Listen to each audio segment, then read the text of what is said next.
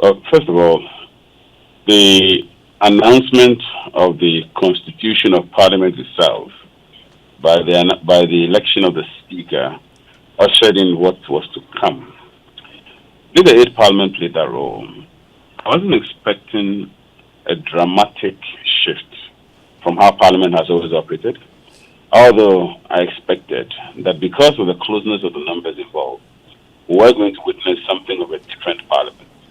Now, the reason I wasn't expecting this is institutions don't change overnight. We have entrenched institutional culture that has been around for the better part of about 30 years, as of now. And so, in the circumstances, and I expected that because political parties were sort of beholden to the mandate of the executive, and because members of parliament saw themselves first and foremost as being responsible for the performance of their government, as opposed to being responsible for checking the executive, I knew that we're not necessarily going to see a dramatic shift in the way things were done. In any case, we haven't had a justification for that. The only reason I knew that we were going to experience something of an interesting parliament was how close the numbers were. And in the life of the parliament, we saw a number of things, including an allegation that a certain member of parliament was dressed up to make, or rather somebody was dressed up and appeared as a member of parliament who wasn't and participated even though she wasn't that person, so to speak. So in other words, we had real dramatic and melodramatic moments. So as to whether or not this parliament actually lived up to its billing in the sense of what a parliament should be, in terms of how it checks the executive, I can say the closest we came to is the speaker itself.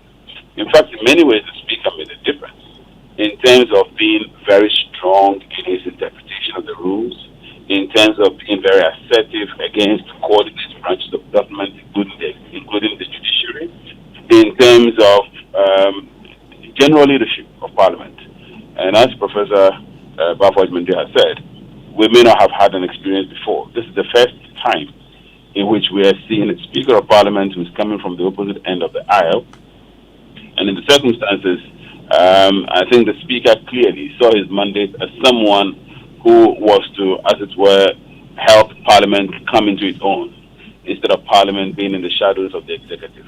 So, in terms of performance overall, the Parliament has done, in my opinion, much better than many parliaments in the past, in spite of the chaos, in spite of the confusion that characterized the operation, even to the very end of its term. It has performed well in terms of it highlighting the issues, generally standing up to other institutions, and generally, as it were, asserting its autonomy and the mandate which it actually established. It has performed much, much better than many of its colleagues in the past. But generally, Parliament still has an awful lot of work to do in living up to the mandate that the Constitution has entrusted on it. Parliament is supposed to be the strongest of the institutions in terms of its accountability and feedback mandate, in terms of its ratificatory authority. However, Parliament in reality has operated as the weakest over the years, and I think has just apparently taken the first step perhaps to move out of that doldrum. And hopefully the ninth Parliament will overcome what the eighth Parliament